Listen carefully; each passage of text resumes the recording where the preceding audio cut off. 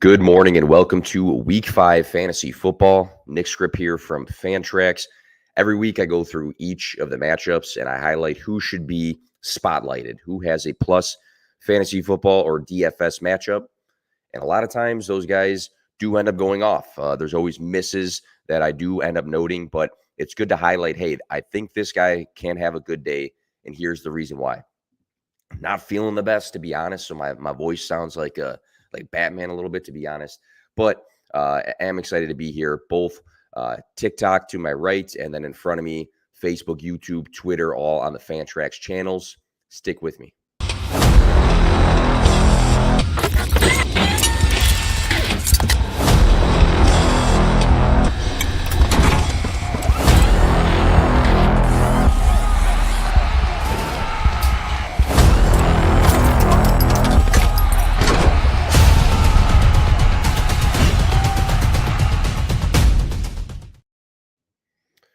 All right. So running through each of the matchups, we do have another London game this morning that's going to feature the Jacksonville Jaguars and the Buffalo Bills. So I want to go through several different players and tell you why I believe they are a good spotlight. And sometimes these players might be somebody you juggle in your lineups. Other times these players seem super obvious, but the obvious ones might be hey, play this guy in DFS.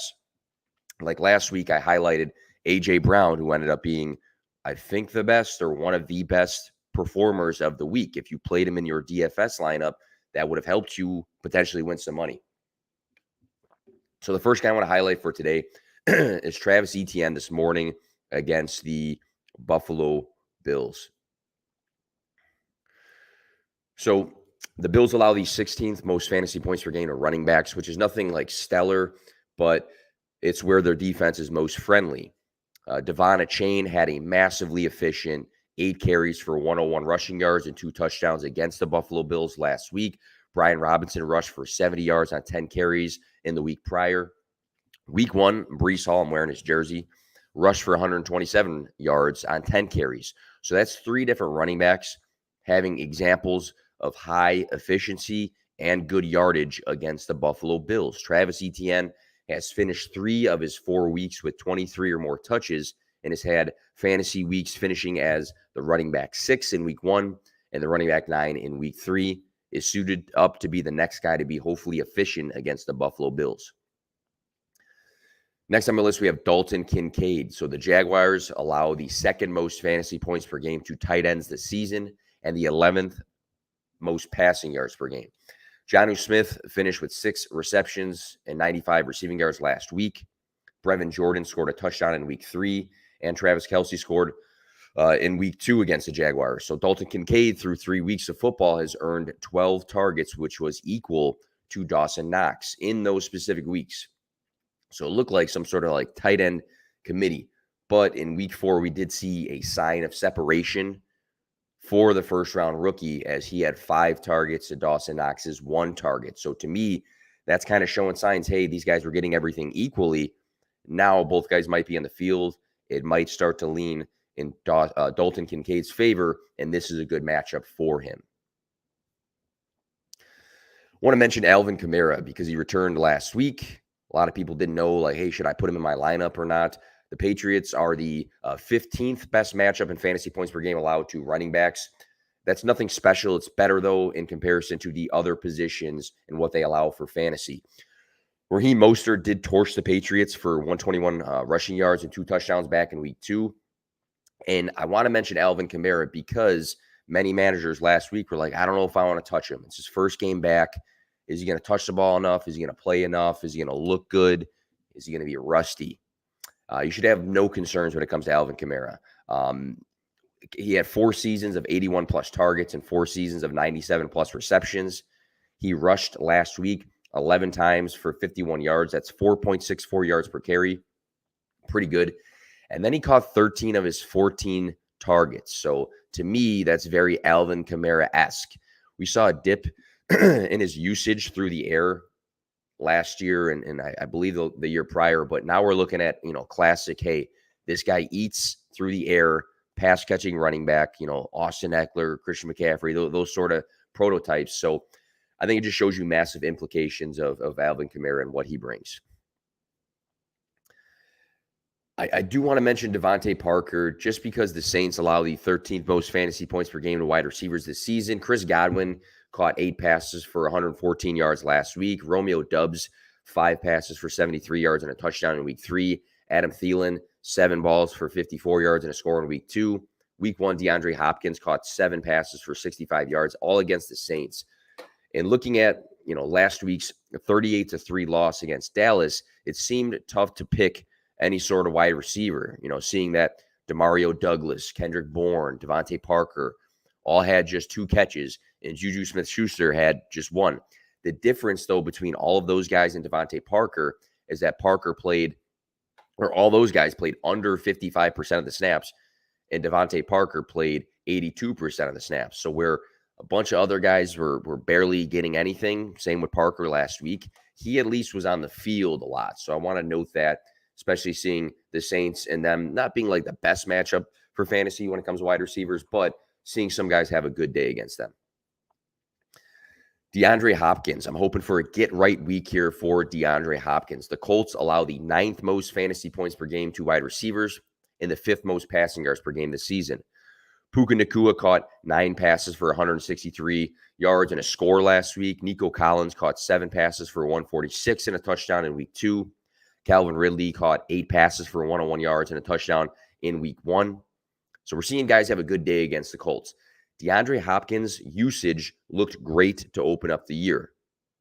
He caught 7 passes on 13 targets, which is what we expect out of DeAndre Hopkins, like heavily targeted wide receiver, a great veteran. Last year, this guy averaged 16.9 fantasy points per game. So it's not like we've gradually seen this drop in production because of his aging. He actually was very good when he played last year, and he missed time not because he was hurt, but because he was suspended. So the next 3 after week 1, 5, 7, and 6 targets.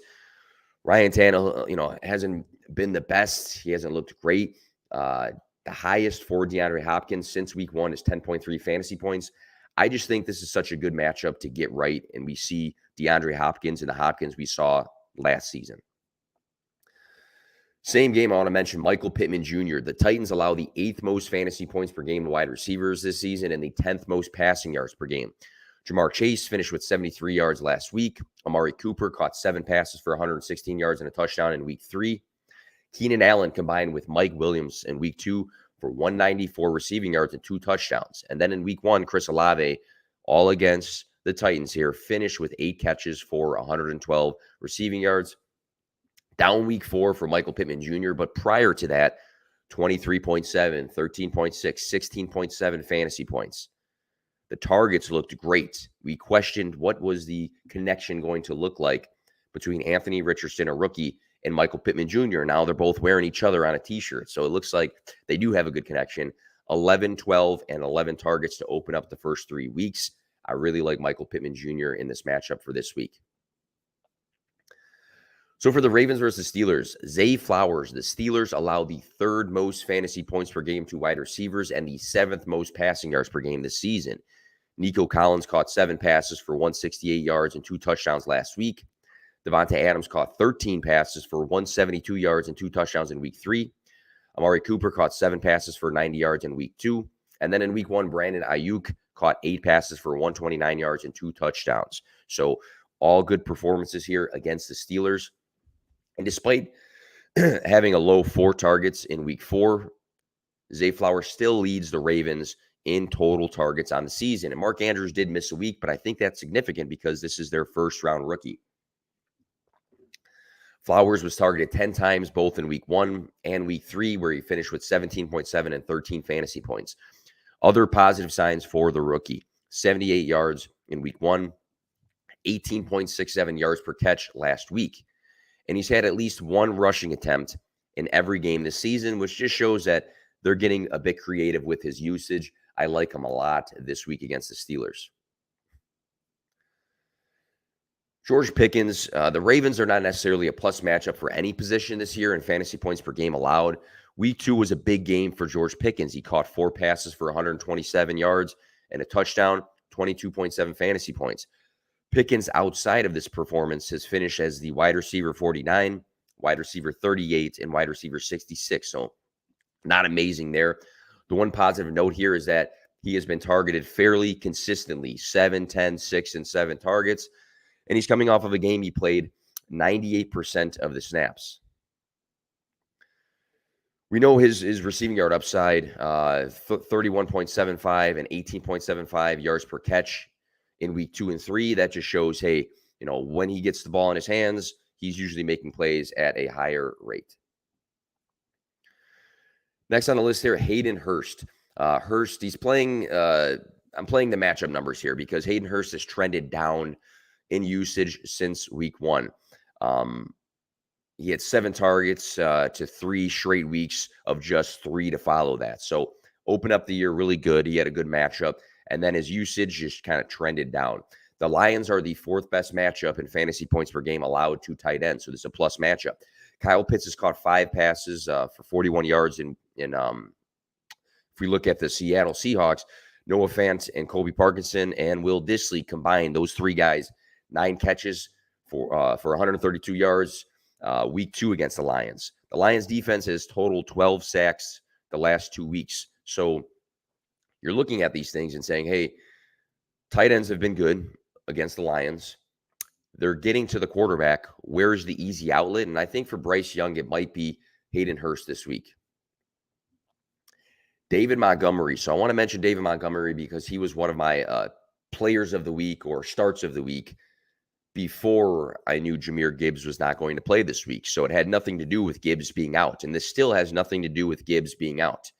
The Panthers allow the 4th most fantasy points per game to running backs this season and the 6th most rushing yards per game. Alexander Mattison rushed for 95 yards last week. Kenneth Walker III, 97 yards and 2 scores in week 3. Tony Jones Jr. scored twice in week 2. Tyler Algier scored twice in week 1. So that's a lot of touchdowns to mention, with David Montgomery being a guy that is scoring a lot of touchdowns. He has 5 touchdowns in 3 games. And I mentioned Jahmyr Gibbs because Gibbs is not impacting the workload for David Montgomery. In the 3 games played, 21, 17, and 34 touches in those specific games. So coming off of 34 touches, coming off of a good week, I like Montgomery to stay hot. It's a great matchup. The Panthers are allowing a ton of touchdowns. Last week, 121 rushing yards and 3 touchdowns as the running back 2 for fantasy. He should be in your lineups every week. Nico Collins, another guy that's been hot for fantasy. The Falcons are not necessarily a plus matchup for wide receivers, but I often push this narrative to ride the hot hand for fantasy. And sometimes the unexpected hot hands are players who simply need to be in your lineups weekly. Nico Collins is looking like a prime example of that. 6 receptions for 80 yards in week 1, 7 catches for 146 yards and a touchdown in week 2, 7 catches for 168 yards and 2 touchdowns in week 3. Collins has finished as a top 5 fantasy wide receiver in 2 of his 4 games played this season. And he's had at least 9 targets in 3 of them. So the connection with CJ Stroud is real. Nico Collins, until something changes, needs to be in your lineup every week. Bijan Robinson. I think Bijan's going to have a huge, huge day. The Texans allowed the 7th most fantasy points per game to running backs this season. Najee Harris and Jaylen Warren combined for 100 rushing yards last week. Travis Etienne finished with 138 scrimmage yards in week 3. The Colts finished with 126 team rushing yards and 3 rushing touchdowns in week 2. And in week 1, the Ravens scored 3 rushing touchdowns. Bijan Robinson, amazing talent. We were all hyped up for him to enter the league, him to suit up. He's lived up to expectations. 3 top 12 fantasy finishes, 2 games over 100 rushing yards, and 4 straight games with at least 4 receptions. Bijan's snap percentage has been separating more and more as well from Tyler Algier, with the first 2 games being at 63% and 72%, and then the second set of games, 81% and 76%. So amazing talent being used on the ground and through the air. Great matchup. Daniel Jones faces the Miami Dolphins. The Dolphins allowed the 3rd most fantasy points per game and the 8th most passing yards per game this season. Josh Allen just threw 320 and 4 touchdowns, along with a rushing touchdown last week. Justin Herbert earlier this season, 229 passing yards and a rushing touchdown against the Dolphins. Daniel Jones had a huge week 2 against Arizona, throwing 321 yards and 2 touchdowns, as well as rushing for 59 yards and a touchdown. So coming off of a season high 66 rushing yards last week, I think Jones can have another decent fantasy day, especially if you're looking for a streaming quarterback. Another guy red hot on fire, Devon Chain. The Giants allow the 10th most fantasy points per game to running backs this season. Do I even need to pull any numbers for anybody that's done what they've done against the Giants? I think it's just Devon Chain, again, just like Nico Collins, ride the hot hand. He upped his snap percentage from week 3 to 4, 41% to 60% of the snaps. 8 rushing attempts for 101 yards and 2 touchdowns for 27 fantasy points. Back-to-back top 5 fantasy performances for a Chain. It makes him just a weekly start. He is an explosive guy in an explosive offense. Next on the list, Joe Mixon, who I think is going to have a good day. Joe Mixon, the Cardinals allowed the 3rd most fantasy points per game to running backs and the 9th most rushing yards per game. Christian McCaffrey exploded against the Cardinals last week. He rushed for 106 yards and 3 touchdowns. He also caught 7 passes for 71 yards and another touchdown. Tony Pollard rushed for 122 yards in week 3. Saquon Barkley scored a rushing and a receiving touchdown in week 2 against the Cardinals. Joe Mixon is yet to have a good week. It's just as simple as that. He's been very disappointing for fantasy. The Bengals have been disappointing. Joe Burrow has been disappointing. So it's a lot of disappointments when it comes from Cincinnati. The Cardinals present a good matchup, I think, to get right for Joe Mixon. With Joe Burrow struggling, and now we got T. Higgins out, I think they're going to utilize Joe Mixon more this week in a good matchup than they have in some of the prior weeks, and I think he actually has his first big fantasy day. I also like in the same matchup, Zach Ertz. The Bengals allow the 6th most fantasy points per game to tight ends this season. Tyler Higbee caught 5 passes for 71 yards. Mark Andrews caught 5 passes for 41 yards and a touchdown in games against the Bengals. In 3 of Zach Ertz's 4 games, he has earned 10, 8, and 10 targets. And in 2 of those games, he finished with over 50 receiving yards. 3 weeks finishing as a top 12 fantasy tight end, along with a great matchup, it makes Ertz a solid play for this week. Another tight end to mention, Dallas Goedert versus the Rams, who allow the 8th most fantasy points per game to tight ends so far this season. 3 Colts tight ends combined for 107 receiving yards and a touchdown last week. And the Seahawks combined their tight ends for 67 yards in week 1. Dallas Goedert has yet to have a top 12 fantasy week, but he's had 2 games of 7 targets, and he's had a history of fantasy football impact. The Rams matchup presents a good Goedert week for him as another guy to get right in this week 5 matchup. I want to talk about Puka Nacua here, especially with Cooper Kupp set to return. The Eagles allow the 6th most fantasy points per game to wide receivers this season. And I want to plug him because a lot of people might question, hey, if Cooper Kupp comes back, do I want Nacua in my lineup? Nacua, who has finished as the wide receiver 9, the wide receiver 2, the wide receiver 36, and then the wide receiver 4 through his first 4 NFL games. For the position, Nacua ranks 4th in fantasy points, 1st in targets, 1st in receptions, and 2nd in receiving yards so far this year. And what a lot of people are not seeing is that his teammate, Tutu Atwell, is also performing well. Tutu Atwell is tied for 12th in targets so far this season. So seeing that the volume is there and the volumes to be had in LA, and seeing Puka Nacua's production, even if Cooper Kupp is back, there's still room for him to get heavy targets. If Tutu Atwell, who is not performing as good, who is performing good but is not performing as good as Puka Nacua, can get targets to that extent, then when Cooper Kupp comes back, there's plenty to eat when it comes to the Rams. And I think that he has earned himself a role. You didn't draft Puka Nacua to be your weekly wide receiver starter. So at this point of the season, if you are choosing to hold him, you got a guy that you either drafted super late or you picked up off of waivers that now is your weekly flex. So I would just say, hey, if the production dies down, I mean, you don't expect this guy to be a top 5 wide receiver the rest of the season, but let's say he's a top 15 wide receiver. You still got the bang for your buck for the cost, when it comes to the draft or waivers. I'm rocking the jersey We're talking Breece Hall here against the Denver Broncos. There is a revenge game script here for him because he tore his ACL last year against the Broncos in Week 7. I remember that game distinctively because he rushed the ball 4 times for 72 yards and a touchdown before tearing his ACL, which was horrible to watch. Jets head coach Robert Saleh was quoted saying that Hall has no pitch count anymore, which is encouraging for the sophomore as he opened up the season with 127 rushing yards in Week 1, but hasn't done much outside of that, and he hasn't been able to touch the ball as much as we want. The Broncos allow the most fantasy points per game to running backs this season and by a large margin. Khalil Herbert rushed for 103 yards last week against Denver. Devon Achane went off for 203 rushing yards and 2 touchdowns, along with 2 receiving touchdowns, while Raheem Mostert in that same game rushed for 82 yards, 3 rushing and 1 receiving touchdown, all in Week 3. Brian Robinson also rushed 87 yards and 2 scores in Week 2 against the Broncos. It's a great matchup. They're saying he's going to touch the ball a lot. Revenge game narrative, Breece Hall explosion in Week 5. I want to plug Raji Rice as my one sleeper of this stream. So the Vikings allow the most fantasy points per game to wide receivers this season. Adam Thielen caught 7 passes for 76 yards last week. Keenan Allen and Mike Williams combined for 336 receiving yards and a touchdown in Week 3. Devonta Smith finished with 131 receiving yards and a touchdown back in Week 2. And Mike Evans caught 6 passes for 66 yards and a touchdown in Week 1, all against the Vikings. Rookie Raji Rice has been targeted 12 times across the last 2 weeks and currently is the second most targeted player on the Chiefs so far this season. Rice scored in Week 1 and finished with 59 yards in Week 2.